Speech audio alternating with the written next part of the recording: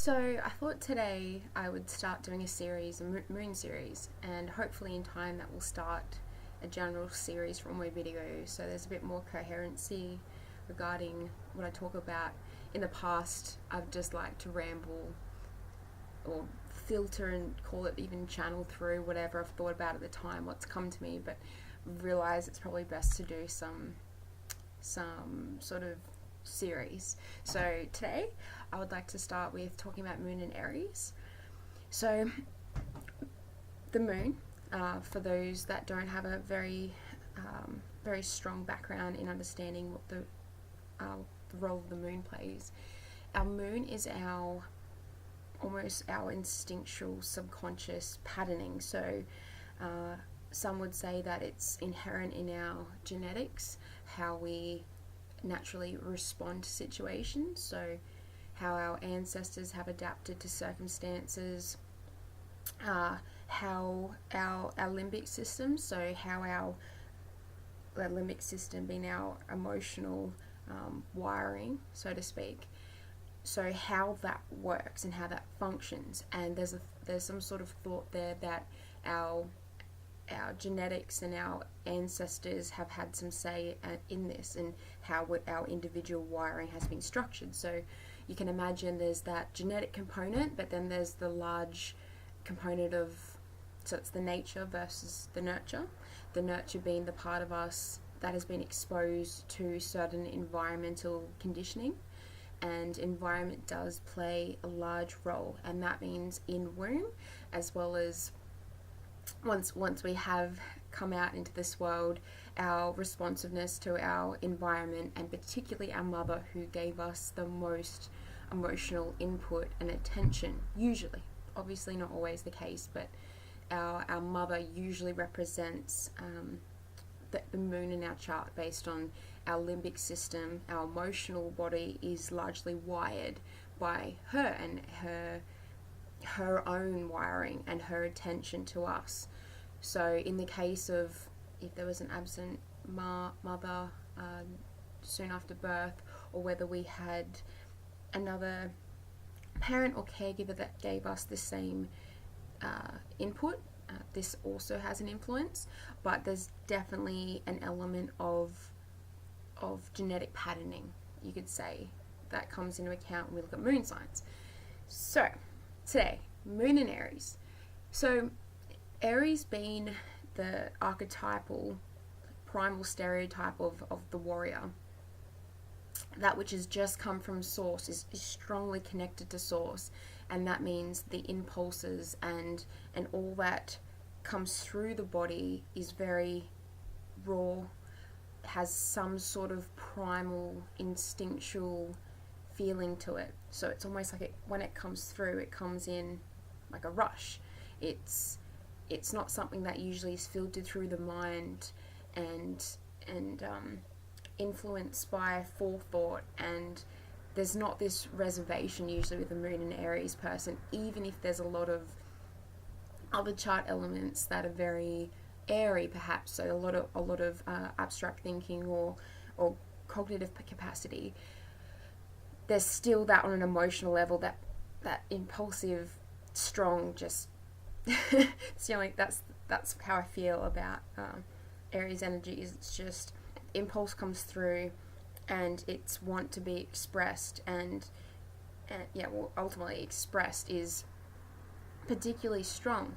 So when I think of someone with a moon in Aries, I think that their emotional nature, the subconscious wiring and their natural reaction is that's it's quick, it's sudden, it's direct. So therefore, in a relationship setting, as in any kind of relationship or interaction with others, there's that very, whether it's coming out as direct, or there's a certain directness in this person already knows how they automatically feel about something. And usually there's a want for expression, but other chart factors can negate the want to relay the information as it comes. So if something is coming through that's very direct and very what's the word, like, if something is coming through that is particularly raw, direct, and and just instantaneous, this provides a certain changeability to a person. The changeability is one where when there's a certain want or a reaction or a desire to something, the rest of the self in some way has to follow. And if they don't, that's when things like depression or frustration, irritability peak, because these are the people that need to honor that natural response to knowing when to take direct action and have some sort of autonomous expression. And once you repress Aryan energy, especially if it's the emotional nature, that's when some sort of emotional or psycho-emotional issues can manifest. So you can imagine if you're a moon in Aries yourself, I would be very surprised if you didn't have a natural tendency to want to, once you feel like doing something, to just do it then and there, or to, if any person gets in your way, they'll want to just to override any sort of, whether it's authority or any sort of limitation in your environment, to want to just find a way almost instantaneously to overcome that, because succumbing to challenges, as in not accepting them, is not something that is in your blood, so to speak. Because of this, Moon and Aries individual, if they don't, or you, for instance, if this is you, if you don't find ways to be open and authentic and direct, the ramifications in your family, in your work environment, in your romantic relationships can turn quite toxic. So this doesn't mean if you are angry that you should go and abuse anything, especially something more vulnerable. This doesn't mean that if you want to quit your job today, that it's a good idea to do that today. But listening to that automated, very direct signaling from your emotional self is very important.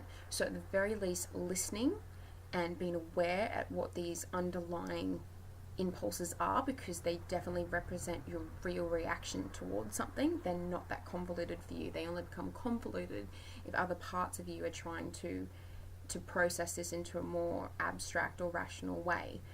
So always having a challenge in your life, always finding ways to healthily direct the need to assert yourself, to be authentic, finding ways to whether it could be in a business setting or it could be in a sports setting, but finding a way to make sure you always have some sort of something challenging you. Otherwise, this warrior energy has a way of manifesting in ways that are less than constructive. So being really mindful of that part of you. And this can be for someone that has their moon in the first house too. It will be filtered very much by the sign that the moon's in, but having a first house moon is also going to want a very quick expression and some way to assert one's feelings towards something, like a typical heart on your sleeve person. Because if this does not happen, there's some sort of dishonesty happening in the body, and that is not what you want. So making sure that the warrior energy is constructively being channeled or utilized, finding a number of ways to do that, and that can count a number of chart factors, can help with finding a way to direct this. So looking at your north node, definitely your sun, even where Jupiter's positioned, and Mars as well. These are things that are going to help try to filter through the best possible ways that this energy can be utilized. The sign that your Mars is in also has an effect, as Aries is ruled by Mars. So therefore, the flavor that the Aries moon energy will come through will be dependent on the sign that Mars is in as well. So for instance, a Mars in Cancer individual will be even more intensely reactive or very security focused, and very much there's more of that protective energy and wanting to apply oneself in order to be basically the hero of one's own life in a more of a family setting. Or in a way that there's the almost like that fatherly kind of energy coming through there, whereas someone with a moon in Aries with Mars in Sagittarius will be even more in need of a challenge, even more in need of seeking new pastures and finding ways to build and to grow. And if there is none of that, the fiery nature, so your emotional nature, has even more of an ability to implode and to have less than beneficial effects. However, in the case of Mars in Sagittarius or another fire sign, even say you have a double whammy and you have Mars in Aries or Mars in Leo, containing that and repressing that and not having an outlet for emotional expression will just, there's like sort of an exponential rate of explosion or a more of a destructive effect. So just being very mindful that to pay attention to the sign that Mars is in as well, to try and get more ideas of how to channel if there's any sort of uncertainty around that. But hopefully you know your interests, and I'd be almost completely doubting you if you didn't have some sort of natural inclination towards certain things, as Moon in Aries is a very passionate sign for the moon to be in. And on the flip side of that, some sort of persistence or commitment or following things through once your attention has been diverted elsewhere is maybe an issue, unless Saturn's very strong in your chart too, in which case developing healthy ways to stay grounded and create some sort of, not some really confined routine, but some really basic grounded routine that you can maybe change up a little bit just to make sure there's that sensation of change and a challenge, I think would be really important too. What else to say? There's so much to be said about Moon in Aries, just like most positions.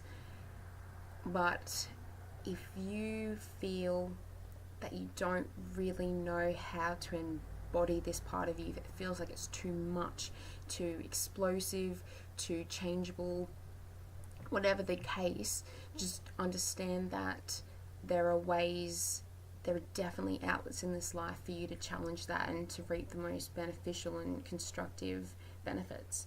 So yeah, just maybe it requires a bit of brainstorming, a bit of self-analysis, which might seem a little bit hard because the attention span, actually if you're watching this still, I'm very proud because the attention span is usually not the greatest unless I'm captivating you and you're liking what I'm saying, then yay.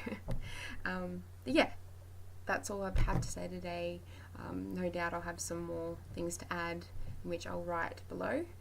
And yeah, feel free to send me some message or a comment and I'll get back to you as soon as I can. Thanks for listening.